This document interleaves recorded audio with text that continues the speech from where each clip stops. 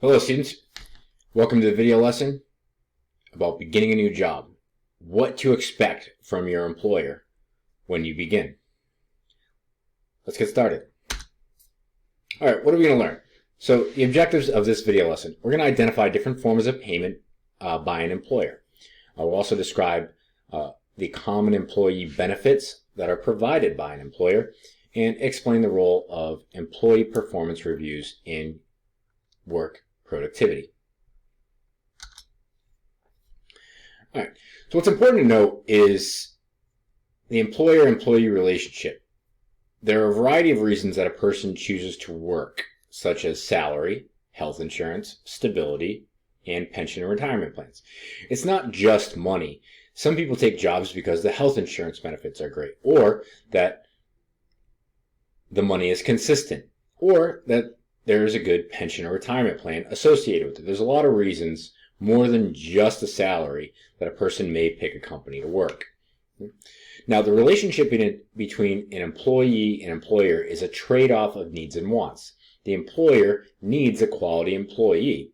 The employee wants compensation or something in return for doing a good job for the employer. Okay. Now, there's several factors that will impact a company's decisions about jobs and whether or not they have as many available or not. And that includes globalization, technology, efficiency, and just changing social needs. So it's important to understand the differences in how things change over time and how that could affect your ability to be employed. Now, what are the common payment methods? Well, when employees enter the workforce for monetary gain, they receive payment in multiple ways. Now, what are the basic payment methods? Well, first, anybody that works gets a wage. This is a fixed amount of money paid to a worker for a set amount of time that they spent working. Hourly wage is the most common. Minimum wage, it can be anywhere from $7 to $10 an hour, $12 an hour. You can be making $25, $30 an hour, $50 an hour. But hourly wage is the most common. Overtime pay is received for working more than 40 hours in a work week. Overtime pay can equal anywhere from 1.5 to 2 times the set wage. So you'll hear oftentimes if someone works Sundays or holidays that they might get time and a half or double time. That means instead of $10 an hour, they'll be getting $15 or $20 an hour for that particular day or on overtime. Now, not everyone receives overtime pay, but non-exempt employees do. These are hourly wage workers. Anybody that makes an hourly wage is considered a non-exempt employee, and they're entitled to earn overtime once they eclipse 40 hours in a work week. Now, companies do not need to schedule you for more than 40 hours, but if you do, they have to pay you the overtime pay. So a lot of companies you'll hit the 40-hour mark, and then they won't bring you in the rest of the week. They'll find somebody that hasn't hit the 40-hour mark yet and do that. A lot of companies do that. Exempt employees are workers who earn a salary or a fixed amount of pay for a certain period. The most common is a yearly salary. You make $55,000 a year. You make $80,000 a year. You make $130,000 a year. This is structured based upon however many hours in a work week. Typically it's 40, but sometimes it's 50. Sometimes it's 37 and a half because a half-hour lunch for 5 days a week. But it is salary. This is what you get for the entire year. Okay? They do not have to pay you overtime if you are a salary employee. So basically you get paid to handle a job, and you have to do that job whether it takes you 1 week, 2 weeks, how long it takes. If you have to work a few extra hours to get that job done, you get your salary. Salary usually comes with other benefits, so a lot of people don't gripe about the overtime. And then commission pay is determined on how much a person sells and is directly related to performance. Anybody that works in telemarketing or sales will get this. If you sell a car, you get a percentage of the car. You sell a house, such as realtors, you get a percentage of the overall price of the home. Now, on top of wages, there are other incentive plans. Companies may use these incentive plans to reward workers for achievement and help employees know that their efforts are appreciated. If there's anything that workers want more than salary and benefits, it's to feel that they do a good job and that they're appreciated at the company.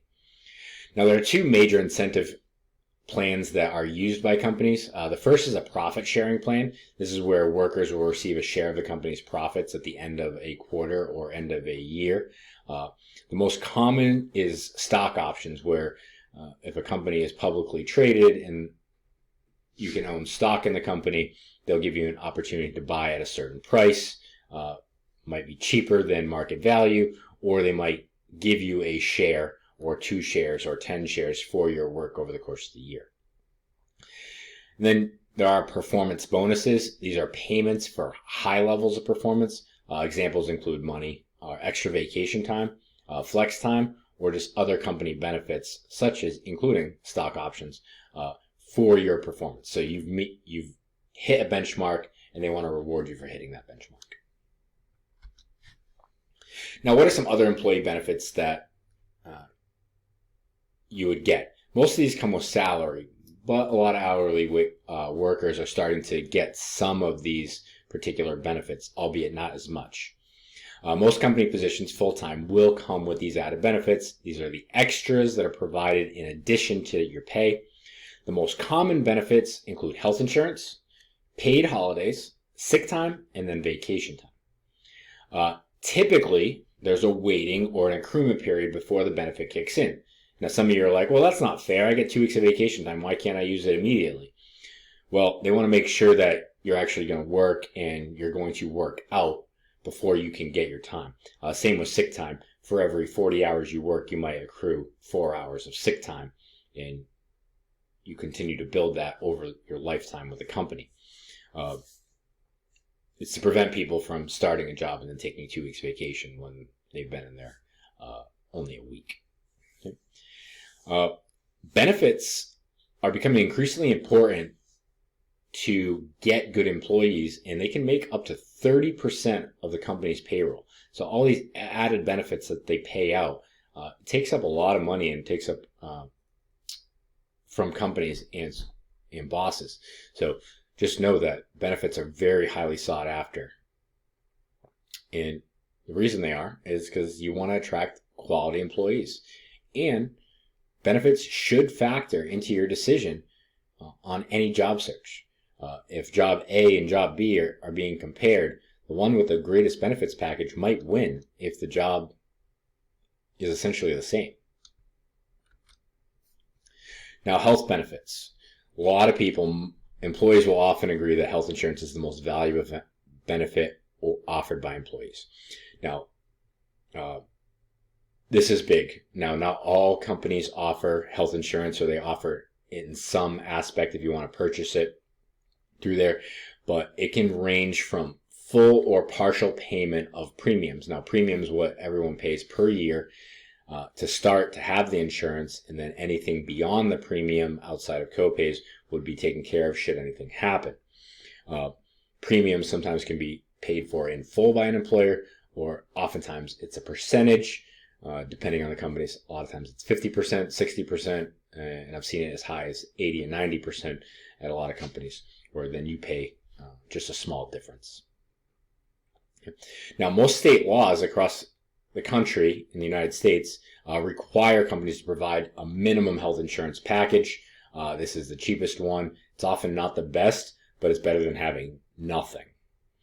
And because health insurance premiums can be costly, most employees will seek out the best employment with the best coverage. So you see that a lot, especially in public school systems or in companies where the salary might be the same, but one employer might cover, a higher percentage of the premiums for health insurance, and that will be the big decision maker for people to take a job. Now, pension and retirements are huge too. A lot of people get into certain careers, i.e. Teaching or union jobs, because of the pension and retirement plans that are associated. Okay. So retirement is a time when employees begin to stop working, either by choice or by disability. In retirement planning, when you get a career, is valuable for all employees. Everybody, no matter what age, should start thinking about retirement. I know it can be anywhere from 30 to 50 years away, but it's something that you need to plan for, because you don't want to reach that age and still have to work, a bunch of hours when you could be enjoying your time. Okay. Now remember, retirement's not an age. It's a formula based upon calculating your expenses in a lifetime against your savings and your investments accrued over that same lifetime. So you hear people talk about early retirement, or they retired at 40, or they got out early. A lot of times it's because they've invested and they've saved. So now that they're not required to work a 40-hour week anymore, or at a company, because they have enough to cover their bills, their homes. Now, companies may offer different pension plans or savings plans for retirement, so it's important to evaluate each one. That could take that's a lesson in itself. Okay, but some examples are 401ks. Most people hear those. 403bs, IRAs, or other percentage-based salaries for years of service. Example: if you work as a teacher, most times it's about anywhere from 30 to 35 years based upon your age. You get anywhere from 60 to 80% of your 3 highest years in retirement. So it's not full salary, but it's enough essentially to live on when you reach that point. Okay.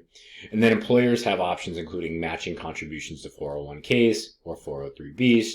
You contribute, it goes into the stock market. It is your retirement plan. You can't touch it until you reach a certain age without penalty, but they will also match it and give you some of that money as well.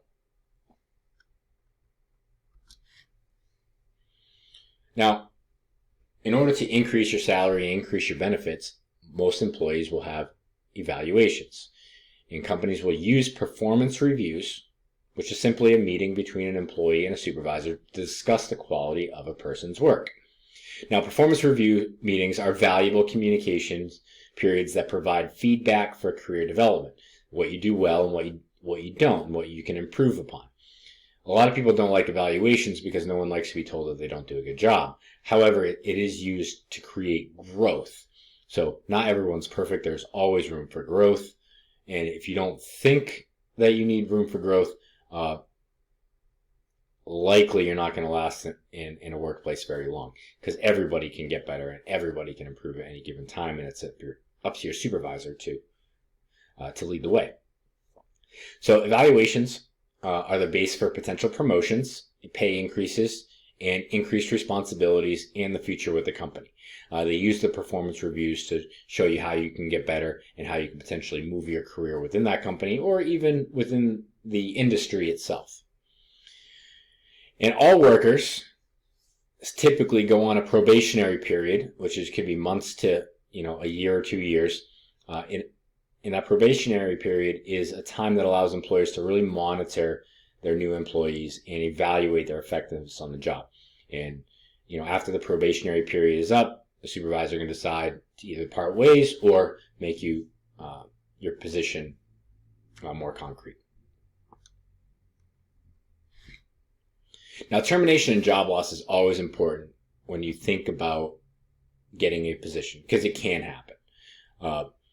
Companies can terminate or let go of anybody for any of several reasons. Now, termination decisions revolve around budget, your location, they could be transferring locations, job quality, whether or not they do a good job or not, your character, maybe this doesn't fit in with the company culture, or just personal time activities. Maybe you post the wrong thing on social media, or you do the wrong thing, or say the wrong thing, or you get arrested.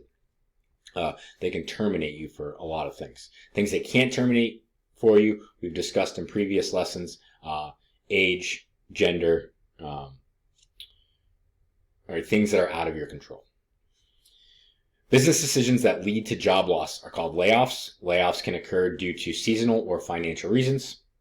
And it is important for all employees to be prepared for job loss. Economy awareness, up-to-date skills, and emergency savings will aid in any potential job loss. Thank you for watching this video lesson. I hope you enjoyed the presentation and you have a better understanding of what to expect from your employer once you begin a job. We'll see you next time.